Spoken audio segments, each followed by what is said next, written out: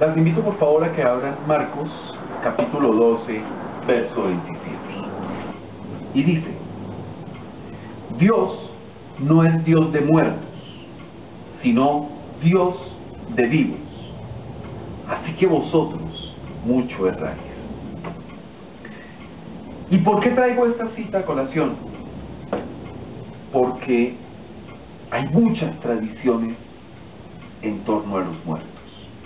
Muchas tradiciones que hablan de las almas, de las ánimas, de las almas del purgatorio, del ánima sola, del ánima en pena, de los fantasmas, de las apariciones de los cascarones. Bueno, hay muchas tradiciones en torno a los muertos. Y lamentablemente esas tradiciones no tienen un fundamento en la única verdad, que es la palabra de Dios. Miren, por allá en el año 99, cuando murió mi papá, yo creía en esas tradiciones. Y entonces cuando él murió, me sentí sumamente contento, porque pensé que lo tendría siempre conmigo. O sea, a partir del momento de su muerte dije, mi papá siempre va a estar a mi lado. Pero entonces, eso se reafirmaba con Dios es un Dios de vivos. Entonces, si mi papá seguía vivo, tenía un Dios. Era un Dios de vivos. ¿No es cierto? Sí. Simplemente que ahora estaba siempre conmigo, disponible para mí. Como seguía vivo, pues obviamente podía estar y acompañarme y ayudarme, porque eso era lo que me decía la tradición, que mi papá no solo estaba conmigo, sino que después de la muerte como que había adquirido una cantidad de superpoderes, se había puesto una capa de Superman o alguna cosa así, y entonces mi papá podía ayudarme, yo podía pedirle, él podía interceder por mí ante Dios, ante los santos, ante cualquier cosa, podía protegerme. Es decir, la tradición me había llevado a creer eso. ¿Listo? Y entonces hay una pregunta fundamental. Si mi papá se quedaba conmigo, ¿cuándo iba a llegar al cielo? Lo estabas convirtiendo en omnipresente y omnipotente. Exacto, Le estabas dando las mismas cualidades de Dios. Exacto. Y entonces, si estaba conmigo y por eso no podía volver al cielo, quería decir que cuando yo me muriera, él iba al cielo. Sí. ¿No es cierto? Pero tú no. No, porque tú lo... Y entonces yo tendría que quedarme con mi hija. Claro. Y entonces, si yo me quedaba, él tampoco podía irse porque estaba acompañándome. Puede que en otra dimensión, pero él estaba acompañándome. O sea, ¡qué enredo! Finalmente todos, entonces desde mis tatarabuelos, tenían que estar porque de alguna manera el uno tenía que estar cuidando al otro. ¿Sí? Es decir, no había cielo. En resumidas cuentas, no había cielo, no había posibilidad. Jesús explica que yo estaba equivocado y que esas tradiciones no están basadas en la palabra. Son tradiciones basadas en tradiciones de las tradiciones. Pero la Biblia no habla de ese asunto tal como lo entienden esas tradiciones. Jesús cuenta que había un tipo sumamente rico, pero extremadamente rico, tan rico que el tipo hacía banquetes espléndidos cada noche. O sea, no cada semana, ni cada mes, no, cada noche. Muy próspero el sujeto. A la puerta, en su puerta, había un mendigo que se llamaba Lázaro. Y el pobre Lázaro pues estaba muy enfermo y se recostaba ahí en la puerta a esperar a que cayeran migajas de esos banquetes que este hombre rico hacía cada noche. Y muchas veces él estaba lleno de llagas los perros llegaban a lamerlo, o sea, era una cosa absolutamente terrible el sufrimiento de Lázaro, y el esplendor, la opulencia, la prosperidad del hombre rico. De repente, el rico y Lázaro murieron. Eso cuenta Jesús. Y dice Jesús que Lázaro fue llevado por los ángeles al seno de Abraham. Y el rico fue sepultado. ¿Y a dónde llegó? Jesús dice al Hades, al infierno. Y entonces, allá el rico, en medio de su tremendo sufrimiento, del tormento que estaba viviendo con las llamas del Hades, vio a lo lejos a Lázaro, que estaba en el seno de Abraham. Y entonces el rico pidió misericordia. Le gritó a Abraham pidiéndole misericordia. Le decía, mira, que él venga y toque, y con la punta de su dedo me dé una gota de agua para calmar la sed. Y entonces le respondieron al rico en Lucas capítulo 16 versículo 26. Ojo con lo que le responden al rico. Recordemos que todo esto lo está contando nuestro Señor Jesucristo como una metáfora. Además de todo esto, una gran cima está puesta entre nosotros y vosotros. Recuerden, Lázaro está en el seno de Abraham y el rico está en el infierno, ¿no? Entonces el rico es el que está diciendo, ¡ay, que me pasen una gota de agua! Y lo que le dicen es, una gran cima está puesta entre nosotros y vosotros, de manera que los que quisieren pasar de aquí a vosotros no pueden. O sea, los que quisieran ir de vida, o sea, del seno de Abraham al infierno, no pueden, ni de allá pasar acá. O sea, los de muerte no pueden pasar a vida, los de el infierno no pueden pasar al cielo. O sea, cada quien se queda en su sitio. Entonces lo que Cristo está diciendo acá es, hay un gran abismo, hay una gran cima, hay un gran abismo. ¿Entre quiénes? Entre los cielos y la... Exacto, y el infierno, entre la vida que representa el seno de Abraham, el cielo, y la muerte que representa el infierno. Hay una gran cima, hay un abismo que no puede pasarse, no se puede. Hay una cima que está puesta entre nosotros y vosotros, de manera que los que quisieran pasar de aquí a vosotros no pueden. Hay una barrera que impide que los muertos pasen de un lugar a otro, ya sea desde el infierno o desde el cielo. No pueden, ya están ahí, ya se resolvió su situación. Entonces, cuando yo pensaba que mi papá estaba junto a mí, estaba equivocado. Mi papá, gloria a Dios, ya había llegado al seno de Abraham, ya estaba allá en el cielo. Amén. Él no tenía por qué estar acompañándome aquí, ni atendiéndole la novena a no sé quién, ni yendo a escuchar la misa que daban por él cada mes. No. Porque además, la Biblia no habla, y en eso quiero ser perfectamente claro, la Biblia no habla de hacer oración por los muertos. Es más, en algunas ocasiones, ni siquiera podemos orar por los vivos. ¿Cuándo? Cuando están en pecado de muerte.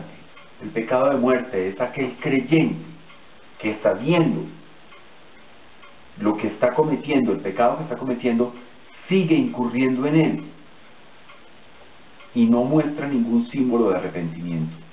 En primera de Juan dice, ¿sabe qué? No oren por eso, no les permito orar por esa gente, es tiempo perdido. O sea, imagínense, si nosotros no podemos orar por vivos, por algunos vivos específicamente, mucho menos por alguien cuya situación ya fue definida. O sea, la Biblia no dice, no, es que mire, de repente usted coge y con 6 cultos y 4 oraciones poderosas y 3 con lágrima incluida, esa persona pasa del infierno al cielo. ¿Qué es lo que está diciendo Jesús? No. No pasa. No hay posibilidades. Y entonces me di cuenta que estaba equivocado, que mi papá no podía pasar de allá para acá. O sea, no puede estar conmigo. Pero tampoco sirve de intermediario.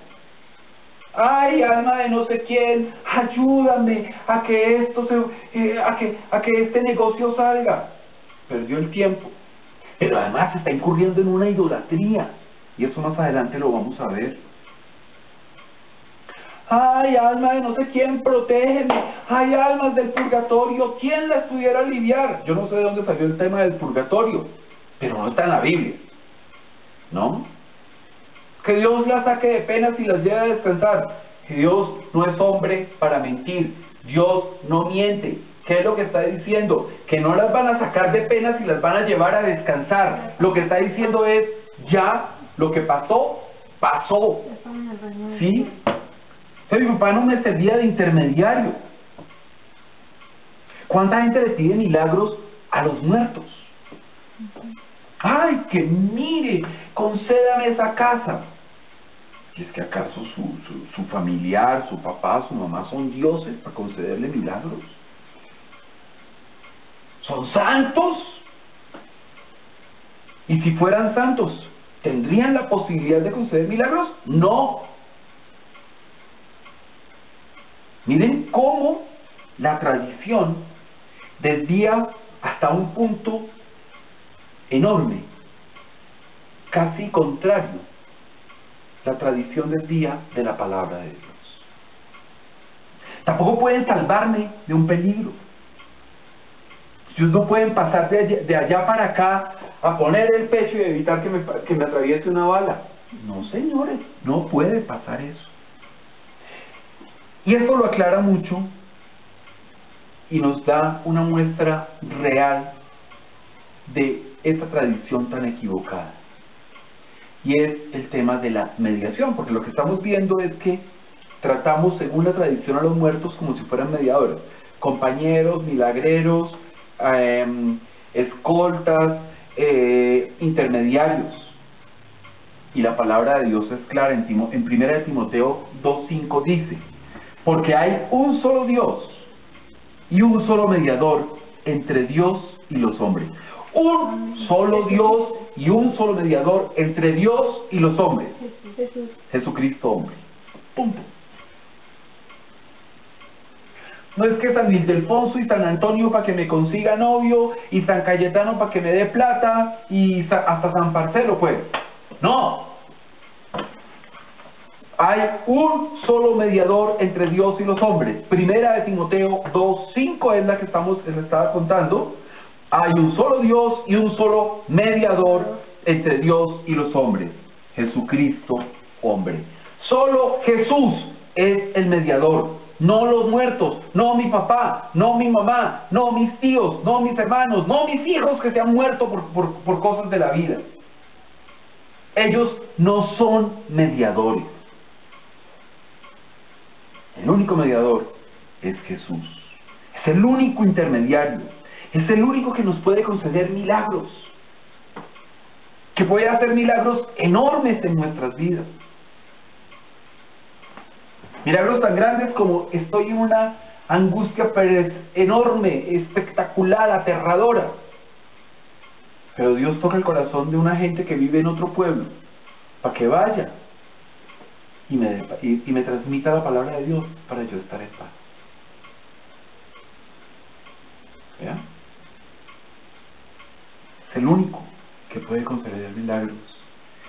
Y es el único que me salva.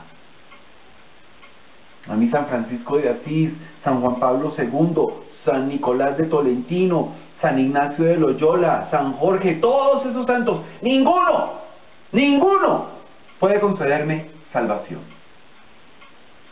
Mucho menos mis santos particulares, ni mi papá, ni mi mamá, ni mis tíos, ni mis tías, ninguno de ellos puede concederme salvación. Ni está en todas partes, ni tiene la sabiduría de Dios, nada, o sea, no puede concederme absolutamente nada. Y no puede, primero porque no es Dios, y segundo porque hay una barrera que les puede impedir, que les impide de hecho, pasar de un lado al otro. Y entonces, la pregunta fundamental es, ajá, y entonces, ¿qué pasa con los que mueren?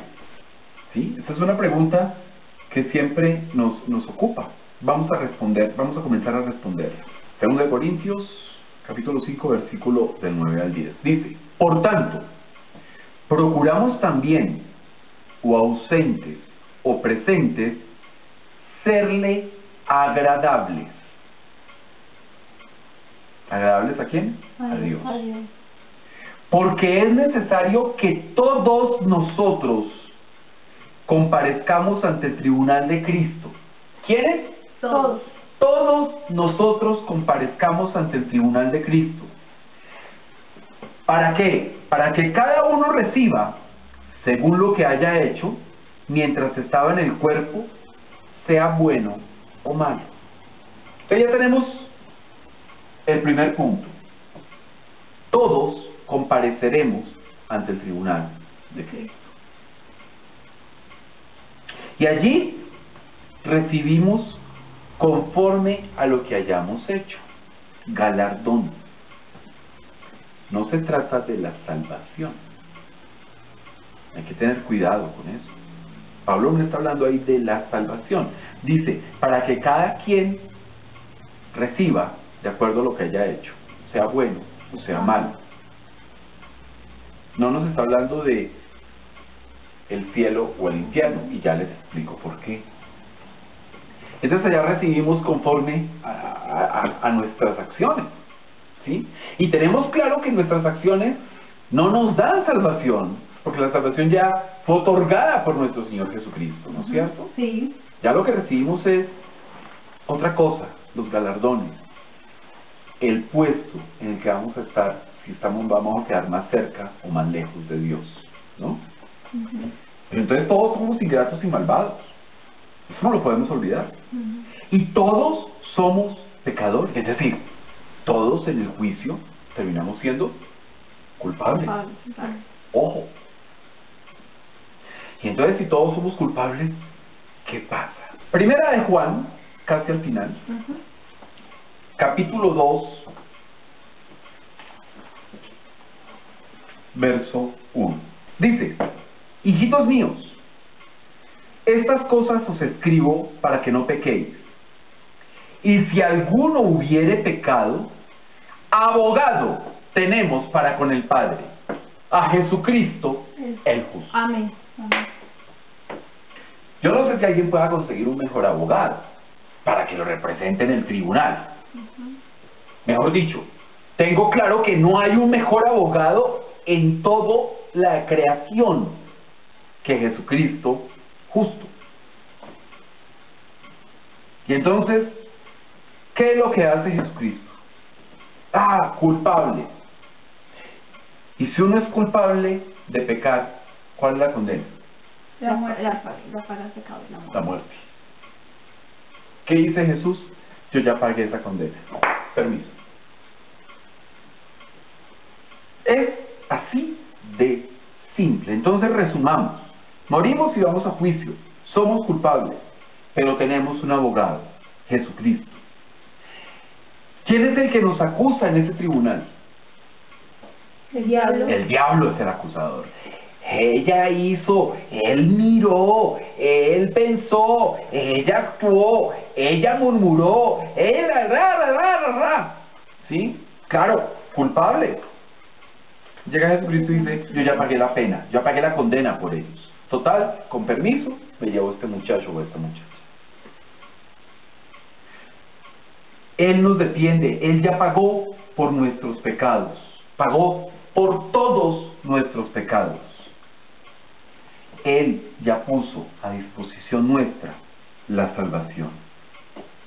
Por eso en Corintios no hablaba de salvación, hablaba de los galardones que le daban conforme a lo que había hecho, bueno o malo.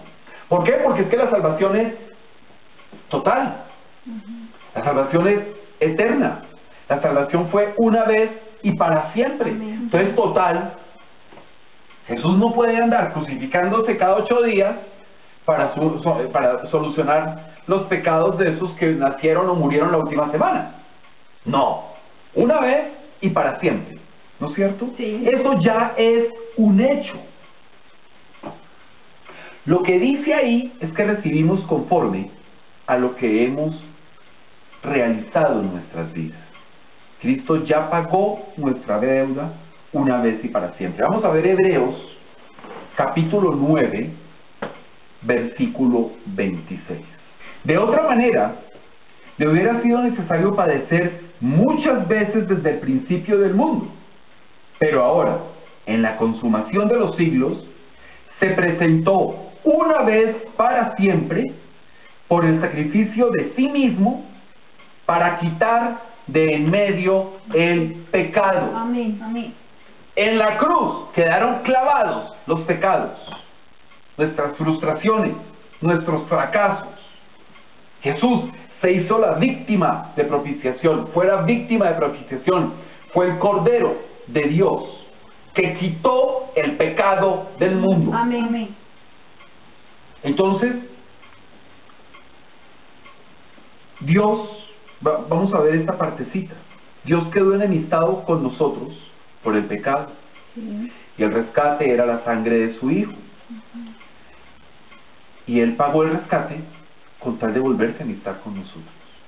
El precio era la sangre de Jesús. Era el sacrificio de Jesús, el dolor de Jesús. La muerte humillante en una cruz. Y Dios dijo, sí, yo con tal de amistarme con los hombres, pongo a mi Hijo para como pago de ese rescate. Y entonces, Dios pagó el rescate. ¿Y pagó el rescate por qué? Por nuestros pecados. ¿Por qué? ¿No es cierto? Para salvarnos. ¿Y cuál es la paga del pecado? La muerte. ¿Cómo se pagaba nuestros pecados? Con la muerte de Jesús. Con la muerte de Jesús, una sola vez y para siempre. Pero Cristo no se quedó ahí. Cristo venció a la muerte y clavó nuestros pecados en la cruz, nuestras deudas, nuestros fracasos.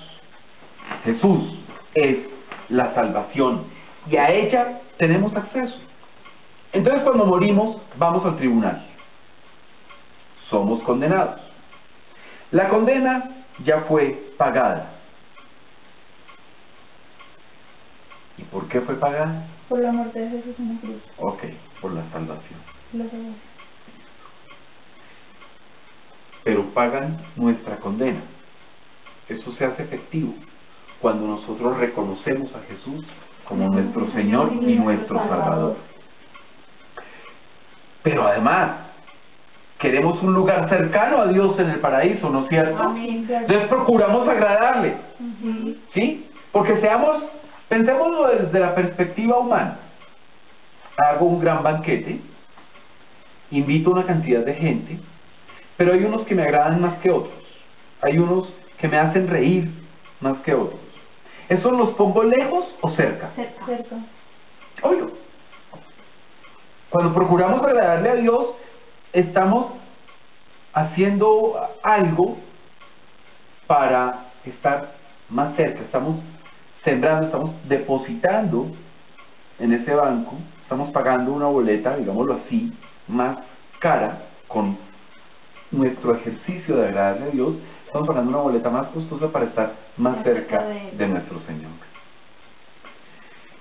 Y entonces uno dice, bueno, si eso es tan bonito, entonces, ¿quiénes no se salvan? Los que no aceptan a Jesús como su Señor y su Salvador. Esos son unos. Los que, pudiendo conocer a Cristo, o conociendo todo lo que hizo Cristo, no lo confiesan como su Señor y su Salvador. Los que buscan 100,000 vericuetos intelectualoides para desmentir que Jesús es el Señor. y desmentir que Jesús es el Salvador. Pero lo más importante, los que no se arrepienten. El arrepentimiento es básico, fundamental para obtener la salvación. Pero lo cierto es que uno se arrepiente, y se arrepiente de verdad, pero vuelve a caer. ¿Sí? Hay pecados que son... Entonces eso hay que tratarlos con Dios, y por eso uno le dice a Dios, renuévame, Señor. Quiero estar limpio, quiero estar más blanco que la nieve ante ti. Pero hay pecados que son abominación. O sea, no solo no le desagradan a Dios, le repugnan a Dios. Le generan un proceso emético de coger y decir, quiero vomitar por lo que están haciendo. Vamos a ver Deuteronomio, capítulo 18, versículo 10, de 10 al 12. No sea hallado en ti quien haga pasar a su hijo o a su hija por el fuego, ni quien practique adivinación, ni agorero, ni sortilegio, ni hechicero, ni encantador, ni adivino, ni mago, ni quien consulte a los muertos. Porque es abominación, dice el versículo 12, es abominación para con Jehová cualquiera que hace estas cosas. Y por estas abominaciones, Jehová tu Dios echa estas naciones delante de ti. O sea, son cosas repugnantes para Dios, no solo desagradables, ya es repugnancia. Pero fijémonos y centrémonos en una cosa: ¿quién consulte a los muertos? Pero también la consulta implica utilizarlos como intermediarios. Ay, a ver, protégeme, intercede por mí, ay, que me salga este negocio, papá, mamá, hermanito, hijo, hija. ¿Eso qué hace ante Dios? Uy, no, qué dolor de estómago, qué ganas de vomitar las que siente Dios frente a eso. Entonces, adivinación y hechicería son abominaciones. Consultar a los muertos es abominación. Pedirles a los muertos es abominación, porque solo hay un mediador, Jesucristo. Bueno, ¿y si cometí estos y otros pecados, me salvo? Sí, le pedí perdón y me arrepentí, sí. Yo lo cometí. Yo no sabía que era pecado porque la tradición me decía que no era pecado, que eso estaba muy bien, pero estaba pecando. Pero tú te... La tradición me decía, es que darse la bendición frente al cuadro de no sé quién, de la víscera de sí sé quién, eso es perfecto. Eso me decía la tradición. Pero realmente yo cometí ese pecado. Creí que mi papá me acompañaba, pero ahora sé de mi equivocación. Entonces, ¿qué hago? Y la respuesta está en 1 de Juan 1:9. Si quieren no la busquen, yo se las leo. ¿Qué hago? Lo que nosotros siempre hacemos. Si confesamos nuestros pecados, Él es fiel y justo para perdonar nuestros pecados y limpiarnos de toda maldad. Amén. ¿Qué hago? Yo cometí ese pecado. ¿Qué hago? Pues lo confieso. Confieso mi pecado o mis pecados ante Dios. Esta es una promesa. Él es fiel y justo para perdonar. Claro, el confesar implica arrepentimiento. O sea, yo no solo me arrepiento de eso, me da vergüenza. ¿Sí? Qué incauto, qué ingenuo, qué tonto fui para hacer eso. Pero como soy pecador, confieso y me arrepiento. Y confieso y me arrepiento, esa es mi parte. Porque ya la parte de Dios está cumplida. Él es fiel y justo para perdonar. Él es fiel y justo y nos amó con tal amor que entregó a su único hijo para salvarnos. Amén, amén. Entonces, ojo, ayer me preguntaba, ¿vamos a hablar sobre la muerte? No, estamos hablando de vida, y vida eterna, Amén. que es la salvación. Ayer hablábamos, y entonces, ¿cómo es ese tema de los muertos y no sé qué? Ya lo tenemos claros. Los muertos, que cuiden a sus muertos, porque nosotros tenemos un Dios de vivos, y tenemos un único mediador, que es Jesucristo. Amén. No hay santos, no hay papás, mamás, familiares, primos, tíos, sobrinos, nietos, hasta, no sé, ahijados, eso no, ni los padrinos, nadie. Ellos ya están donde tienen que estar, ya pasaron por el tribunal de Cristo, ya. Y a todos, por todos, deseamos, anhelamos que estén en el reino de los cielos. Pero nosotros no podemos hacer nada por ellos, porque dice, muere y va al tribunal de Cristo. No dice, muere y espera a ver si le mandan a decir 50 misas, 60 novenas y 70 rosarios para ver si se salva o no. Eso no lo dice. Cuando la persona muere, ahí ya lo que pasó, pasó, lo que fue. Lo que hizo, hizo. El que se quedó, se quedó. No hay nada más que hacer. Bendito sea Dios por eso. Porque se imaginan, entonces el hijo de una familia de 18, con 18 hermanos, el papá de 18 hijos, pues tiene más facilidad que pidan por él y que le hagan palanca para que suba. Y uno que es hijo único, no, pues ya que pidan por uno, mejor dicho, 3 eternidades pasaron y no salimos de allá. ¿Ven? No. O sea, por eso, lo que hizo, ahí va al tribunal y ahí se determina.